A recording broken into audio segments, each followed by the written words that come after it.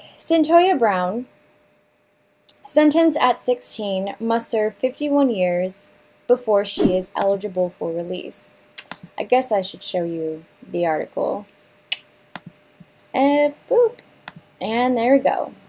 Cyntoia Brown, sentenced at 16, must serve 51 years before she is eligible for release. Brown, a victim of sex trafficking, claims she acted in self-defense when she killed a man who had solicited her for sex. So claims this is something that corporate media, journalists, they have to do to avoid getting sued. That's just the semantics, legal part of it, and it really sucks that they have to do that.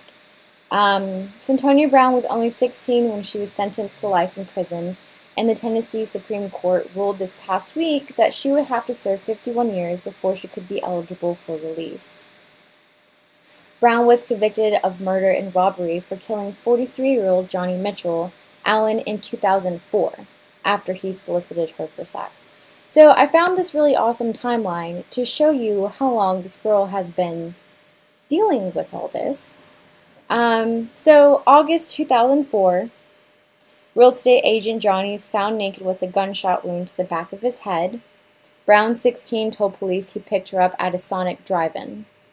Brown said she was a teen prostitute and shot Allen because she thought he was reaching for a gun under his bed. August 2006, a jury convicts Brown of first-degree murder and robbery. Now, something I want to talk about real quick. Cyntoia Brown is a black teenage girl. At this point in time, she's in her early 20s. But I want to make this clear because this is another instance where this would not have happened to a white girl, right? I kind of think of the movie Taken, like when I heard about this case this week. I didn't know about this back in 2004 or any point in between. This week was the first time I had ever learned about it. But as soon as I learned about it, I thought of like the movie Taken, right? Where it's this young girl who was taken into teen prostitution and her dad goes and saves the day by saving her, right? Well, in this case, the black girl defends herself, and instead of getting some sort of justice, she is being sent to jail. Like, they want to send her to jail. Now, why do I bring up the movie Taken? Because in this movie Taken, where a young white girl is taken into, sex trafficking, prostitution, there's an idolization of her dad saving her and going after the bad guy, right? In this case, in a real life case, this black girl is a sex trafficking victim, and she takes matters into her own hands, and she is not getting justice.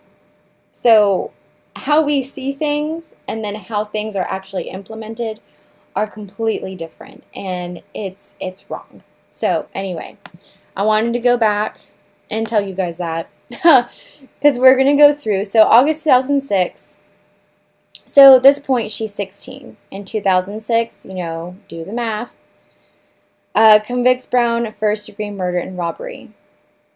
Brown is sentenced to life with the possibility of parole.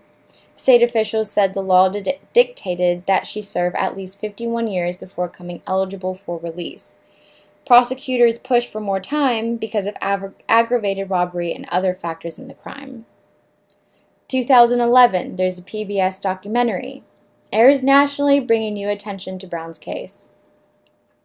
2012, U.S. Supreme Court rules that mandatory life without parole sentences for juveniles violate Eighth Amendment prohibitions against cruel and unusual punishment. November 2012. Defense attorneys push for a new trial and introduce new evidence about Brown suffering fetal alcohol syndrome. That matters. Like, she was a victim of sex trafficking. Anyway. November 2017, musician Rihanna again brings up attention to Brown's case with the Free Cyntoia Brown Instagram post. May 2018, here we go into this year. We've been dealing with this since 2000. 4.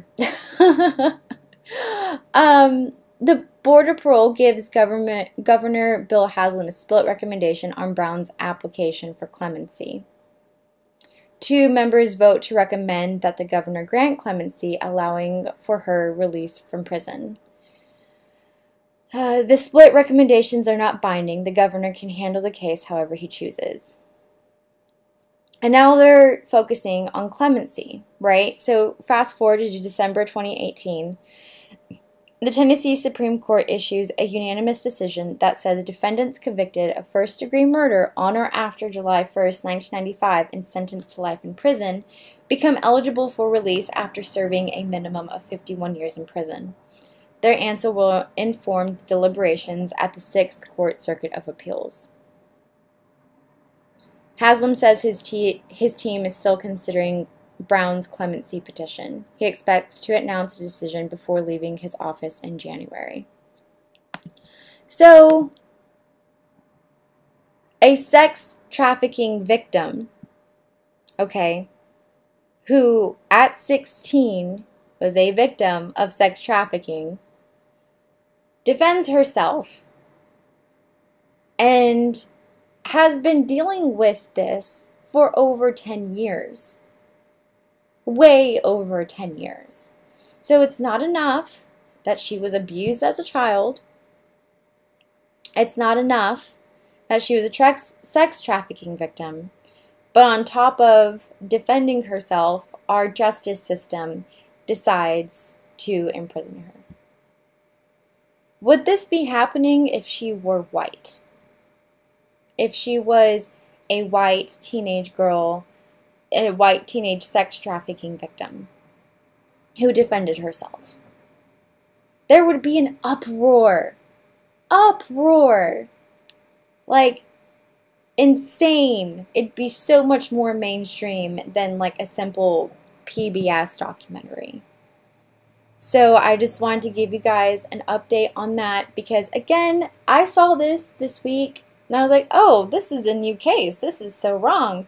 But then I did, research, and it's not a new case. This woman now has been dealing with this since she was 16 in 2004. So any sort of emotional closures or things that she might need to do emotionally to grow as a person is completely paused because she's having to deal with all this. I want to be specific. It's not just looking over our children. This is how the justice system looks over black children. Because, like I said, if this was a white teenager, how would this be different? It would certainly be a lot different. And then, it's not just black, but it's also like black woman sex trafficking victim. Think of, all of the 17-year-old white male rapists who have gotten like a 3-month slap on the wrist, like Brock Turner, right? They not only raped but almost killed their victims, and they barely got 3 months. So there's a lot of important juxtaposition going on, and we have to remember, like, it's not just how the justice system looks over our children, it's how we fail black children. So there's my rant on that. And I just thought it was important that you guys knew that Cyntoia Brown has been dealing with this for a lot longer than just this week. Since 2004. Dear goodness. She's drinking age. She's my age now.